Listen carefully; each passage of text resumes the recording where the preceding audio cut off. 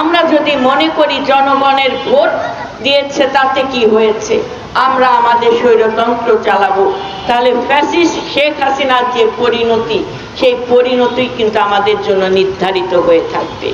তাই আজকের এই মহান নেতার শাহাদাত বার্ষিকীতে আমি আপনাদেরকে বলবো, এই মহান নেতার পথ অনুসরণ করেছিলেন দেশনেত্রী বেগম খালেদা জিয়া। তিনি গণমানুষের জন্য লড়াই করেছেন। অনেক ষড়যন্ত্রকারীরা শহীদ প্রেসিডেন্ট জিয়াউর রহমানের উপর ষড়যন্ত্র করেছে। তিনি যখন ক্ষমতা গ্রহণ করেছেন তখন থেকে সেই ষড়যন্ত্রের শেষ নিক্ষেপ হয় 1981 সালে 30 মে তার শাহাদাত বরণের মাধ্যমে, তাকে নৃশংসভাবে হত্যাযজ্ঞের মাধ্যমে। মাননীয় প্রধানমন্ত্রী জনাব তারেক রহমান বাংলাদেশের 18 কোটি জনগণের ভাগ্য নির্ণয় করার দায়িত্ব নিয়েছেন। তিনি বাংলাদেশকে বলেছেন, সবার আগে বাংলাদেশকে ধারণ করে আমাদেরকে এগিয়ে যেতে হবে।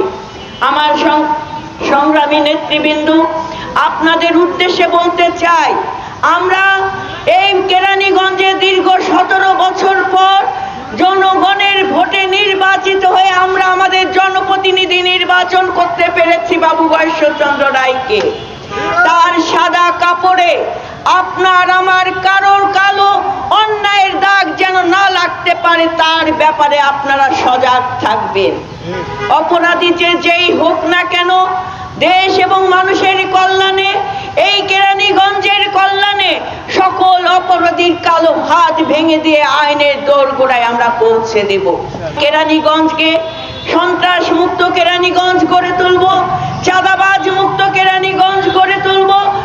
আমরা এই কেরানীগঞ্জকে ভূমিদস্যু মুক্ত কেরানীগঞ্জ গড়ে তুলব। আমরা অনেক অভিযোগ পাই, অনেক কথা শুনছি, একটা একটা করে সকল ব্যাপারে আমরা ব্যবস্থা গ্রহণ করব।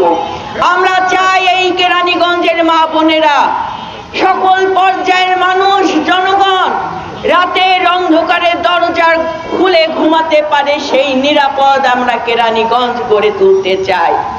তাই আপনাদেরকে বলছি, আপনারা শহীদ প্রেসিডেন্ট জিয়াউর রহমানের দেখানো পথে হাঁটেন।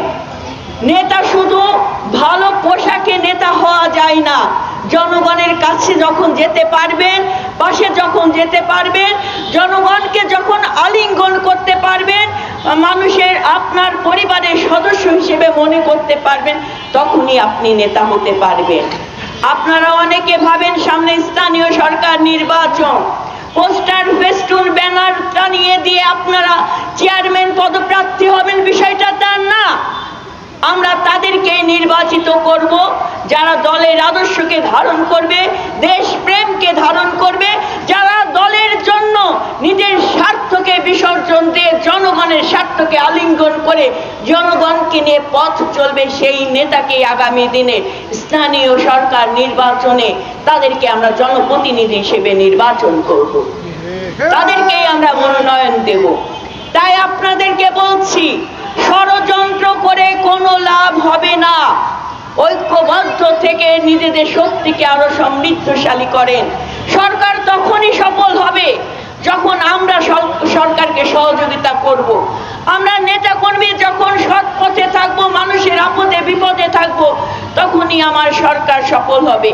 তাই তো শহীদ প্রেসিডেন্ট জিয়াউর রহমান বলেছিলেন, রাজনীতিকে আমি ডিফিকাল্ট করতে চাই। রাজনীতি আপনারা যারা করেন তারা জনগণের কাছে যান, জনগণের পাশে থাকেন, জনগণের কথা শুনবেন, তবেই আপনি রাজনীতি করতে পারবেন, নেতা হতে পারবেন।